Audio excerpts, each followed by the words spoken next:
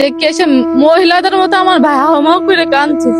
কাঁদতে কাঁদতে আমার ভাই দেখি হাড়ের সমস্যা সাগান দিয়ে দিয়ে উপরে খালি লাফাচ্ছে। আল্লাহ আমার ভাই যেন বেঁচে থাকে এটাই চাই আমরা।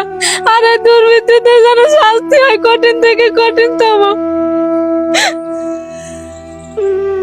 আপনাদের এখন কি আছে যে পুলিশ প্রশাসন আসার পরে কি বলেছে তারা? ওরা বলছে কেটে ফেলেছে, এখন আমরা আর কি করবো?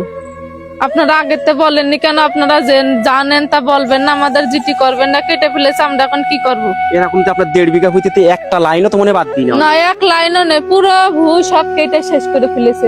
এইদিকে একটাও নেই, সব ড্রাগন নিচে পড়ে রয়েছে। আমার ভাই না হলেও 2-3 লাখ টাকার এই চালানটাই বেচতে পারত, আরো তো সামনে চালান পড়ে রয়েছে। দিনা 3 দোকানে মনে হয় 3-4 লাখ টাকা করে এক এক দোকানে দেনা হয়ে রয়েছে ড্রাগনের জন্য। বলেছে ড্রাগন বেচে আমার ভাই সব দিনা দেবে।